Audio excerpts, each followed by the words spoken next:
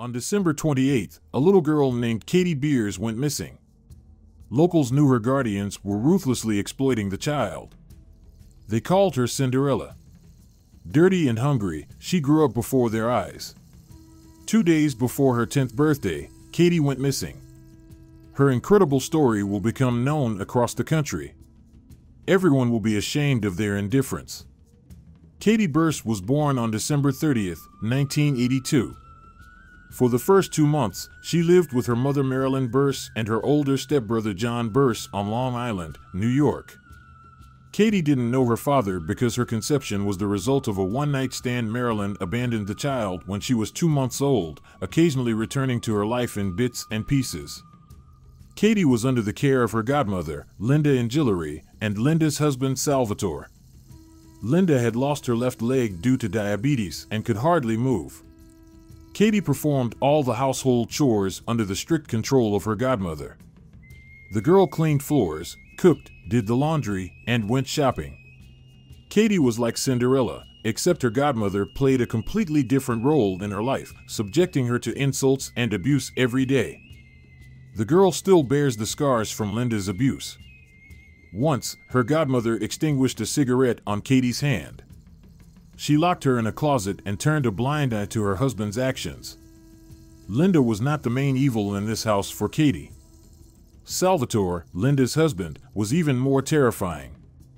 It's even painful to describe what he did to Katie. The girl doesn't even remember when it started. It was with her throughout her life. Linda and Salvatore didn't communicate with each other, and they slept in different rooms. Linda understood that Salvatore had a soft spot for Katie, which aroused jealousy in her. In this horrifying situation, she resented the girl and fully vented her anger. Katie couldn't confide in anyone. She didn't know where to seek help. The girl couldn't even fully grasp the horror of her situation. She had no friends, but when she saw other children, she understood that their lives were different from hers, though she couldn't recall whether she ever felt sadness or shed tears because of it. Soon, Marilyn began taking her daughter back.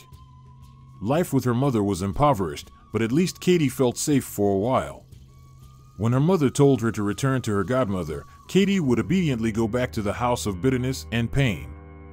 With Marilyn, Katie lived in a small house with time-yellowed plaster, windows with cloudy, partially broken glass, a rotten and swollen door, and walls covered in mold. Cockroaches scurried everywhere, and the rusty refrigerator with a burnt-out light bulb was always empty. Child Protective Services visited Marilyn and Linda's homes several times, but never took any action.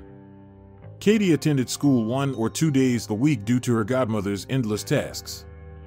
Teachers remained silent, never inquiring about what was happening in her life. It seemed to the girl that nobody cared about her. She simply kept on living. It all looked as if society had suddenly witnessed an attack, but collectively turned its head and continued with its business. After several years of regular bullying, Katie did tell her mother. Sal, the godmother's husband, was charged with first-degree sexual assault but remained free. He received only a restraining order that prevented him from going near the girl. Sal moved away from Linda, and Linda grew to resent Katie and Marilyn even more, blaming them for the apparent end of her marriage. Katie continued to visit her godmother's house, but much less frequently. Soon, a man entered the girl's life whom she came to love. His name was John Esposito, and he was 43 years old. He initially got to know Marilyn, and she allowed him to bring her son, little John, along when he visited. Marilyn believed that her son needed male companionship. John Esposito, a construction contractor, built an entire house above his garage just a few meters from his main home, where he lived with his fiancée. The garage house, known as Big John's by the locals, became a true children's store, sweet shop, and amusement park all in one. He turned this building into a genuine paradise for children. In the garage and the space above it, there was a complete collection of board games, Nintendo and Sega games, and all sorts of toys. A punching bag hung from the ceiling in one corner, and there was a basketball hoop in another. There were arcade games, air hockey, and table tennis all around. A mountain of sweets and a fridge full of soda awaited. To find oneself in John's garage, however strange and suspicious it might sound, was the dream of any local child. When Big John brought Little John back home, he always brought Katie a gift. Most of the time, these were soft toys that made the girl ecstatic. Later, Katie and her brother began visiting Big John's place. Over time, the other parents, of course, viewed the man with suspicion because of his strong desire for children's company. They even forbade their children from talking to him. This joint decision of the neighbors also affected Marilyn. She, too, told her children to stay away from Big John and never go to his garage again. But godmother Linda secretly allowed Katie to visit John without telling Marilyn.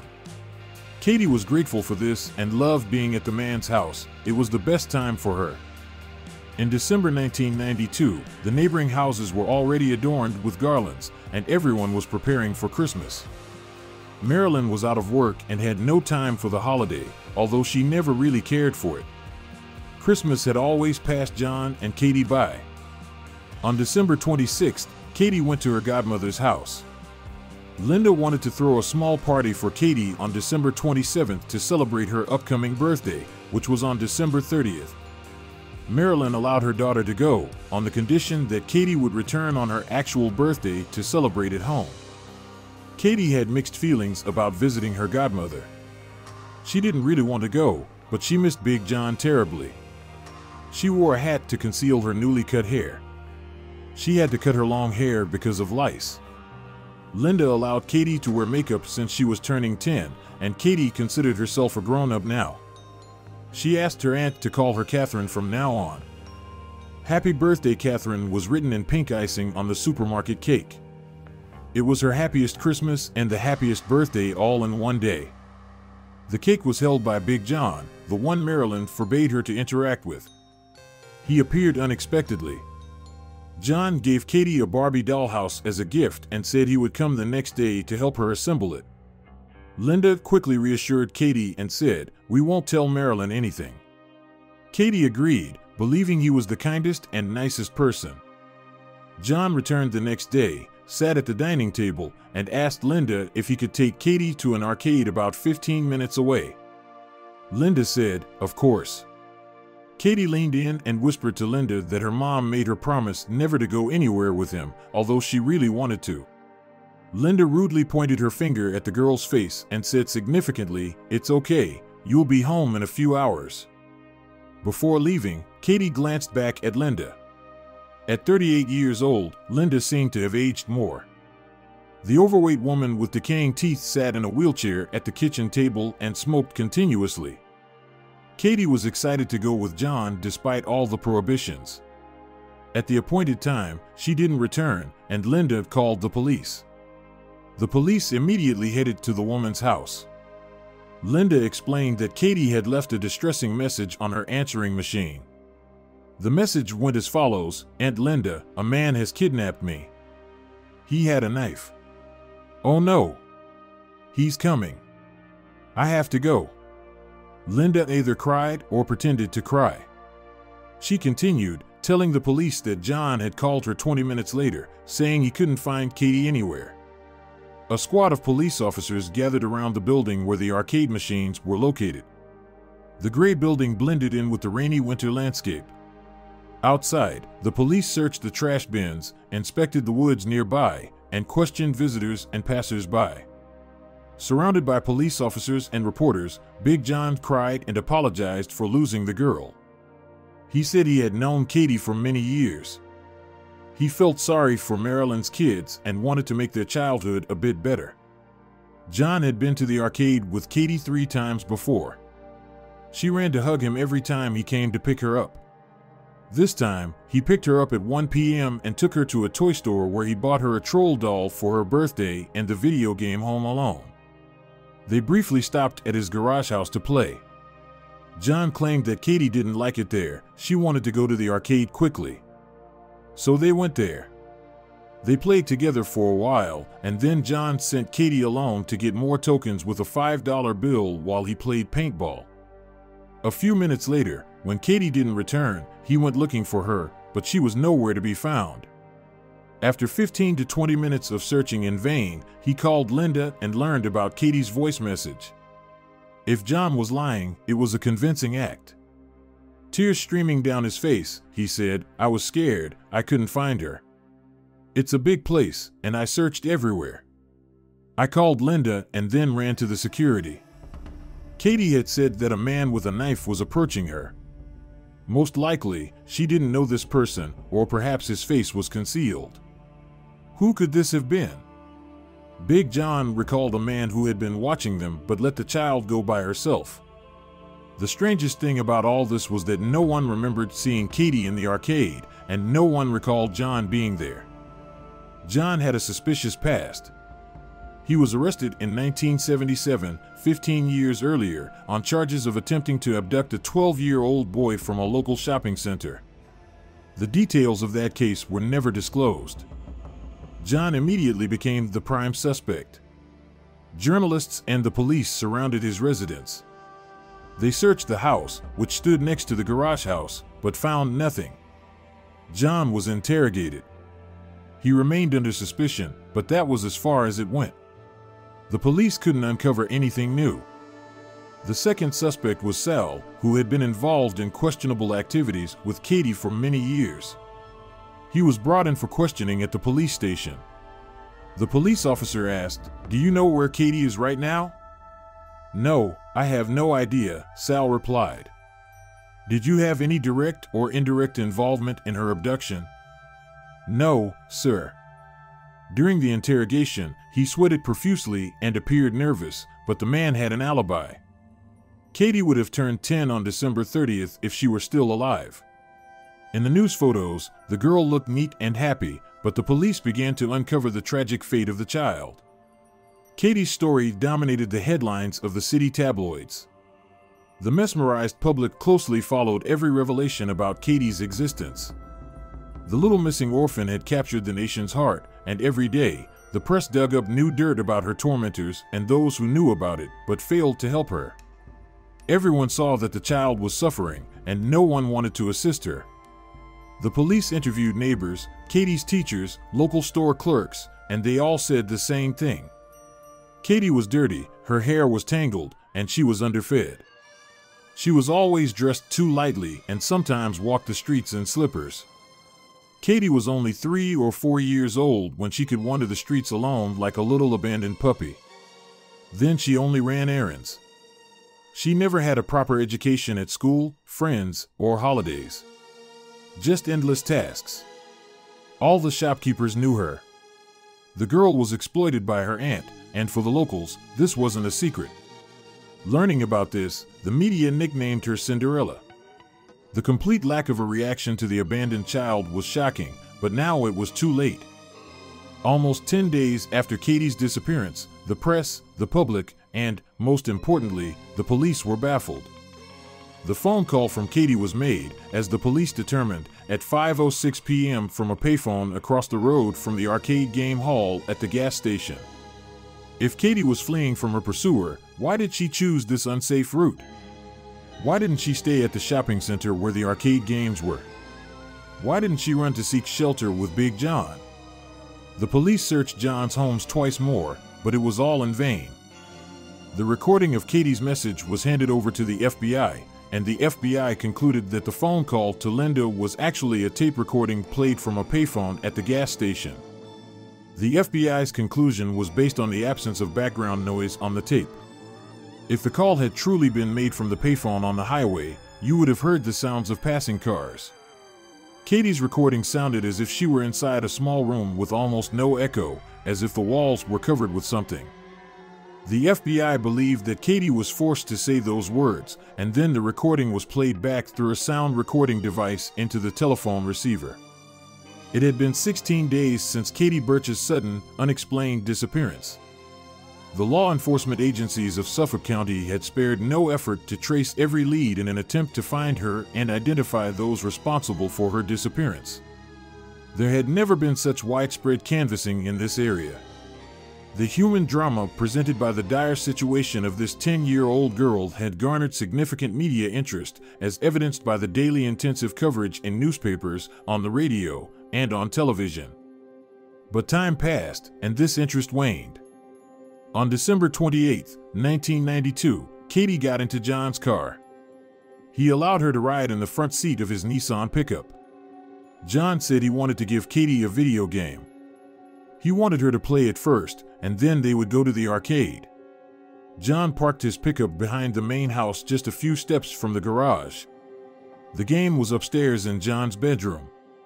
Katie sat on the edge of the bed, pressing the control buttons, engrossed in the game. She had been in this room many times before. John left the bedroom and went downstairs, but when he returned, something had changed in him. Katie noticed it immediately. He picked Katie up and carried her downstairs. She was very scared. He did everything in silence.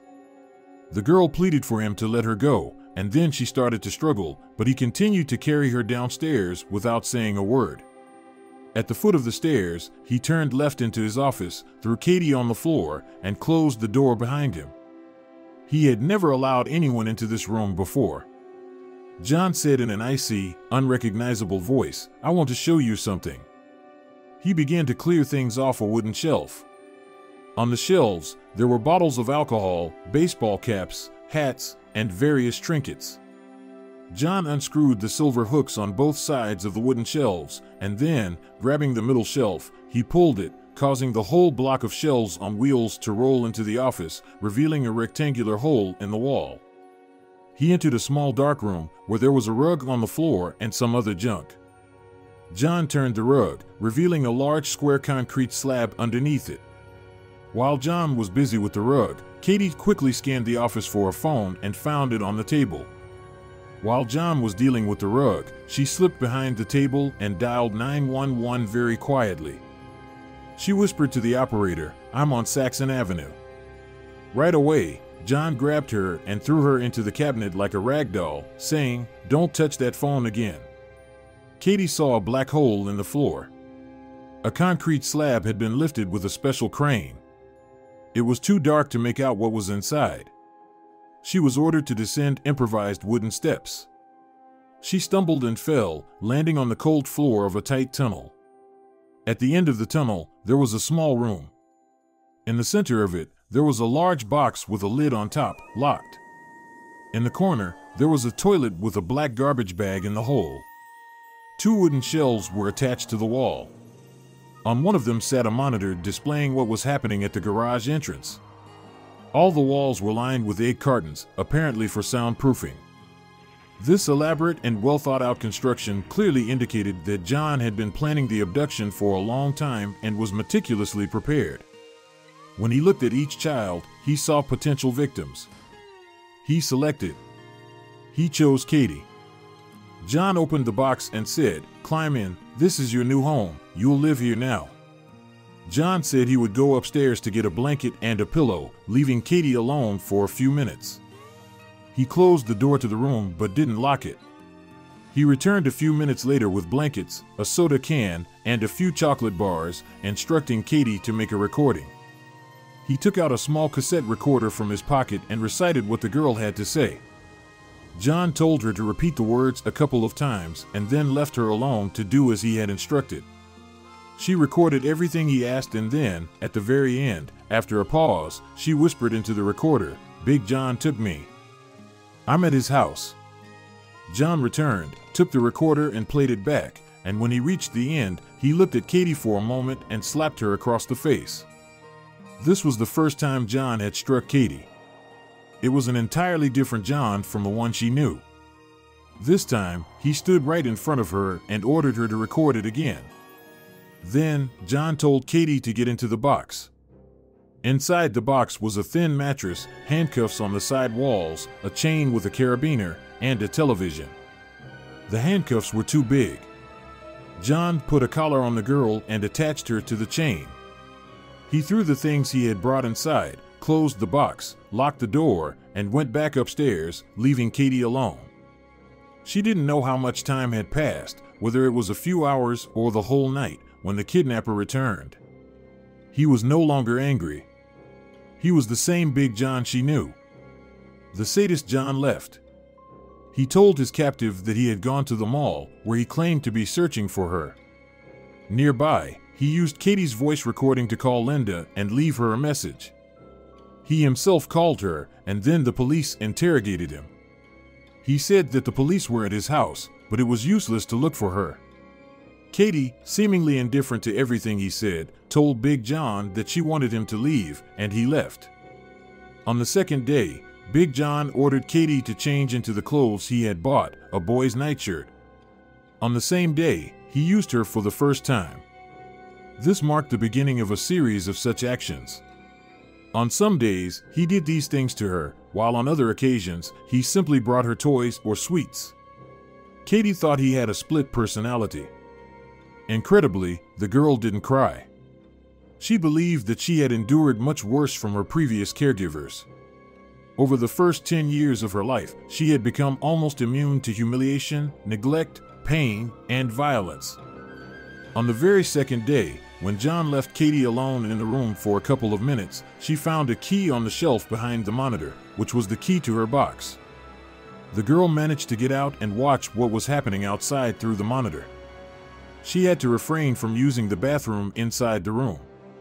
She went to the toilet right in her box, as John would have discovered that she left it when he was away. There was a space under the television that wasn't covered by the mattress, and that's where she relieved herself. Of all the terrible memories, this was the most painful.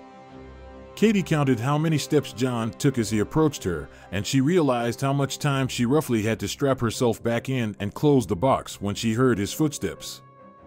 John always brought Katie waffles covered in dark chocolate.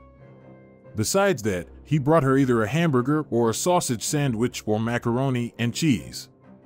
However, she left all of it to rot in her box once again. She was afraid that he would poison her. She had to eat only the waffles because they were still in their packaging. Katie never slept once. Not for a minute did she sleep, because she thought he would kill her while she slept. Katie constantly watched the TV, the news about herself. "Good morning, it's Wednesday, December 30th, 1992, the announcer said. It was the only time during the whole time that Katie cried. It was her birthday. Her photos were in every news broadcast, every hour. She saw a crying Marilyn and a crying godmother Linda. Despite everything she had subjected the girl to, and not even the thought that Linda had sold her to John, she realized that Linda loved her very much and wanted her to come back to her and her mother. On the TV, Katie saw a beautiful room with a crib and a blanket with a 101 Dalmatians print, toys, curtains, and a rug. The news said that this room was in Linda's house for Katie, but in reality, Katie slept on a cot wherever she could. It was a farce, a deception on Linda's part to appear caring. In the news broadcast, Linda, sitting on the child's bed, told the reporter how sad she was that Katie had disappeared and how she wanted the girl to come back. Katie believed her. She felt sorry for Linda. On the third day in John's house, the police arrived. They had come before, but Katie was locked in a box. Now she saw them walking down the path to the garage house. When they entered the garage house, Katie screamed as loudly as she could. She heard the police talking to John upstairs. She heard them, but they didn't hear her. She banged on the walls, screamed as much as her vocal cords could bear. She even got a headache, but no one heard her. Helplessly, she watched them leave. 4 days later, John became more talkative and spent more time with Katie. He told his captive that when she turned 18, he would marry her and they would have children. "You won't have to go to college because I'll teach you everything you need to know. I'll take care of you, Katie, forever," he told her. In those moments, he tried to smile. A couple of days later, John only talked about suicide, and this scared Katie a lot. Now, when he came, she felt relief. He tried to assure her that when he did it, he would leave instructions on how to find the girl attached to his clothes. But Katie was convinced that if he took his own life, he would take hers too. The days passed completely the same. Only John changed. He had lost a lot of weight, and his emotionless gray face resembled someone slowly dying. Katie felt he was on the verge of killing himself. On the television, Katie was informed that it was about 1 in the afternoon, and she heard Big John coming down to her. The sound of screws in the doorframe warned her that she needed to quickly chain herself up, and she did. But it was strange. Big John had never come down this early.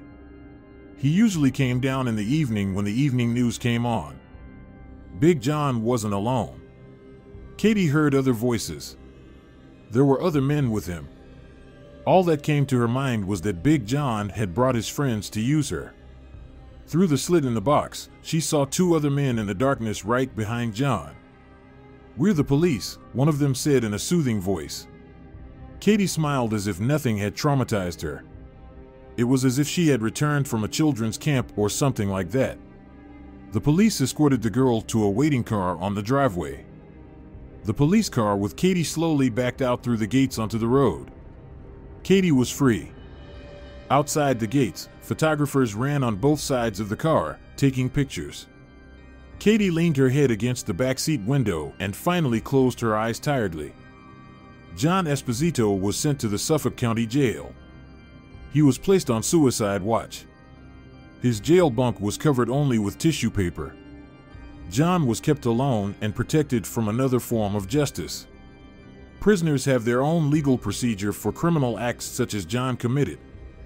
The police officers brought Katie to the station where she changed clothes and began to pry details out of her.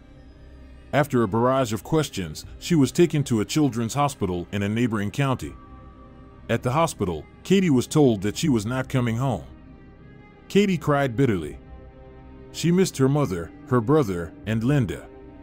It turned out that John Esposito confessed through his attorney to the kidnapping on January 13, 1993. He said he had Kathy in his possession and led officers to Kathy Beers Concrete Jail where she was held for 17 long days. John Esposito pleaded guilty on June 16, 1994, and was sentenced to 15 years in prison. Sal Angilary did not escape justice either.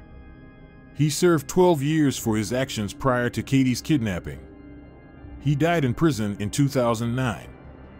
Katie was taken, as she described afterward, to a big beautiful house as if from a fairy tale. Her guardians were Barbara and Ted, a married couple with 3 children. They slowly won the love of Kathy, who was betrayed by everyone, bit by bit. They worked hard, along with Dominic Veron, the Suffolk County detective in charge of the investigation, to get not only John Esposito behind bars, but also Sal Angilary. Kathy's new parents also supported John, her brother, who later confessed that Big John had been raping him for years. He couldn't tell anyone because he loved Big John more than anyone else. They shielded Kathy Beers from the intense media interest in her plight, which continued to tease out the gruesome details of her life. It wasn't until she became an adult that Kathy Beers herself decided to share her difficult childhood memories by co-authoring her memoir, Buried Memories, with reporter Caroline Gusev. The book became the basis for this text. Katie lives in Pennsylvania with her 2 children and husband and works in the insurance industry. Incredibly, she is grateful to fate for what happened to her because it changed her life so much. I try not to be sad about what happened because in the end it made me who I am today, and I am very happy with my life. On September 4, 2013, John Esposito was found dead in his jail cell. He had finally done what he had been thinking about for so long. He committed suicide.